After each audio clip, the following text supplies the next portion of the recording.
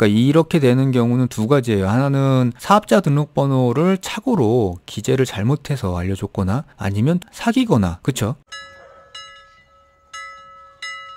안녕하세요. 성경세무사입니다. 사업을 하다 보면 이제 거래라는 거를 많이 하게 되죠. 근데 이제 오래 거래를 한 업체하고는 별 문제가 없는데, 새로 거래를 하거나 아니면 얼마 되지 않은 거래 상대방으로 인해서 본의 아니게 그 피해를 입는 경우가 종종 있어요. 어떤 피해 유형이 있냐 하면, 이렇게 실무를 하다 보면 사장님들이 이제 피해를 보시는 경우가 대부분 이제 바빠서 확인을 이제 못 하시는 거거든요. 이제 그러다 보니까 세금 계산서가 들어와도 그 당시에 이제 확인을 못 하고 나중에 그게 이제 문제가 되는 경우인데, 상품을 판매한 사업자하고 세금 계산서 상의 사업자가 다른 경우가 있어요. 그러니까 본인들의 매출을 잡지 않기 위해 다른 사업자를 갖다가 세금계산서를 발행하는 경우도 있고요. 그리고 이제 폐업한 사업자가 세금계산서를 발급하는 경우인데, 이 경우는 뭐냐면, 뭐 예를 들어서 도소매업을 하다가 뭐 장사가 안 돼서 폐업을 했어요. 근데 폐업을 했는데 창고에 물건이 재고가 많이 남아있는 거죠. 그러면 이제 이거를 팔고 싶은데, 이걸 사가는 쪽에서는 세금계산서를 요구하니까 이제 폐업한 사업자로,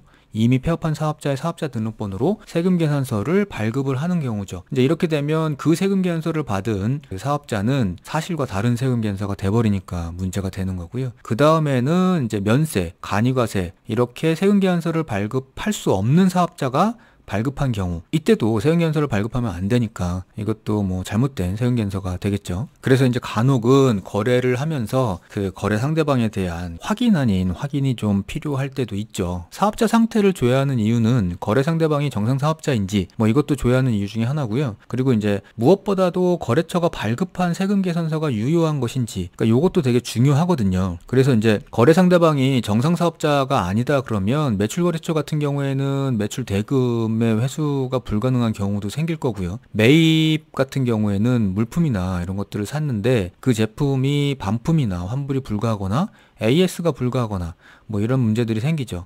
그래서 이제 거래 상대방이 정상 사업자가 아니면 이렇게 경제적이고 금전적인 문제하고 굉장히 많이 연관이 있어서 문제가 되는 거죠. 그리고 이제 거래처가 발급한 세금계산서가 유효하지 않다 그러면, 그러니까 뭐 이런 경우가 있잖아요. 세금계산서를 발급하면 안 되는 사업자, 그러니까 뭐 폐업한 사업자거나 간이과세자거나 이런 경우에는 세금계산서를 발급하면 안 되는데, 만약에 이제 발급을 해가지고 그걸 받았다 그러면 이제 내가 문제가 생겨버리는 거죠. 이 문제 같은 경우에는 매입세 공제를 받을 수 없는 게 첫 번째고요.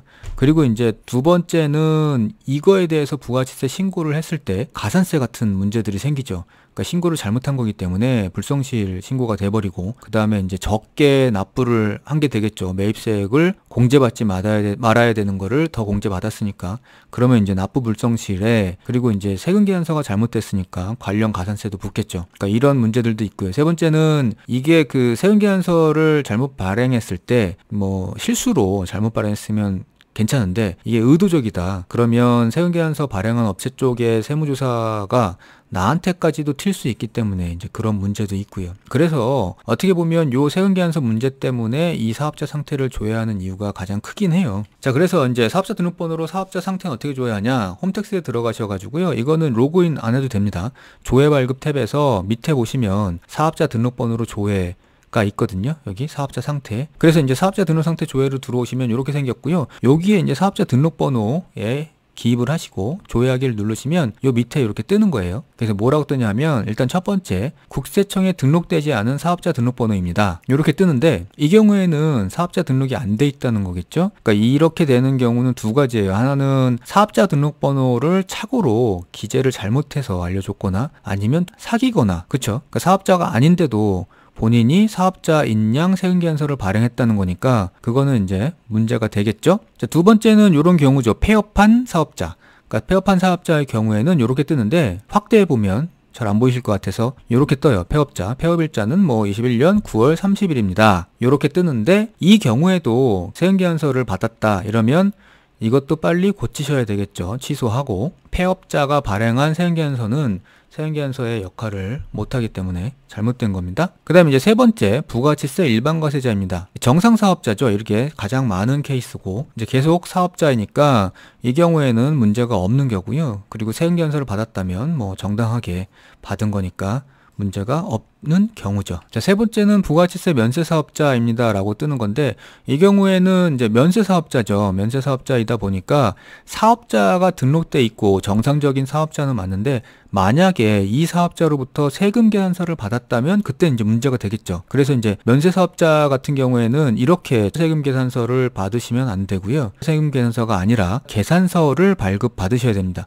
그래서 앞서서 세금 계산서를 받았다 그러면 얘기하셔가지고 취소하고 이 계산서로 다시 받으셔야 되는 거죠. 그 다음은 이제 간이가세자예요. 부가치세 간이가세자입니다 이렇게 뜨는데, 여기 이제 간이가세자로 전환한 날짜는 몇 년, 몇 월, 며칠입니다 까지 뜨죠. 간이가세자도 정상적인 사업자는 맞아요. 맞는데 이 경우도 면세사업자하고 마찬가지로 세금 계산서를 발급받았다면 이제 문제가 되는 거죠. 왜냐하면 간이가세자는 세금 계산서를 발급할 수 없기 때문에. 근데 이게 생각보다 많아요. 간이가세자이신 분들이 잘못 알고 계셔가지고 세금 계산서를 발급해버리는 경우들이 있긴 하거든요. 그러니까 예전에도 종이 세금 계산서 이런 것들 쓰니까 그걸로 이제 발급을 해버리시는 경우가 있는데, 간이가세자 같은 경우에는 세금 계산서를 발급할 수 없기 때문에 간이가세자가 발급한 세금 계산서를 받으셨다면 이제 내가 문제가 되겠죠. 그래서 이것도 얼른 조치를 취하셔야 되고요. 근데 대신에 간이가세자 중에서도 이런 경우가 있어요. 그러니까 세금 계산서를 발급할 수 있는 간이가세자가 있거든요. 간이가세자는 8천만 원까지 간이가세자인데, 그 중에서도 4,800만 원에서 8천만 원 사이는 세금 계산서를 발급할 수 있거든요.